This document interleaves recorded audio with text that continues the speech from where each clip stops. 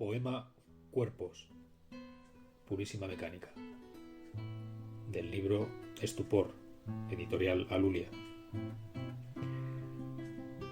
Va precedido de una cita de Federico García Lorca, poeta en Nueva York, que dice: aquellos ojos míos de 1910.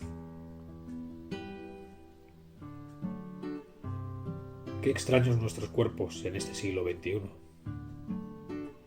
Mecidos por los vientos de luces en ráfagas, por impulsos de compases ternarios en sótanos de bares, por miradas soslayadas clavadas en nuestros pechos, clamamos por el goce momentáneo de la noche.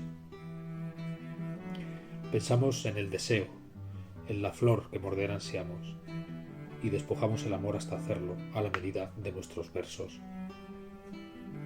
Y no importa quién seas, ni cuándo, ni por qué, tan solo que seas, que estés. Pues, aunque creemos ver girar el mundo con esa falsa ilusión de prestar nuestros ojos la luz al cielo, todo a nuestro lado tiembla y estamos perdidos en el vasto océano, donde solo los cuerpos, nuestras balsas, nos salvan en este mundo de amores tan extraños, tan ajenos, en este siglo XXI.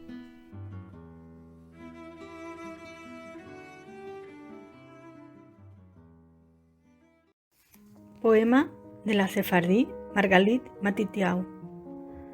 No me llames loca. No me llames loca, porque me volo de mi cuerpo.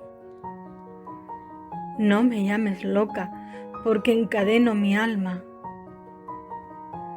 No me llames loca, porque mis pasos me llevan a lo desconocido, trubian mis noches, gotas de vino amargo.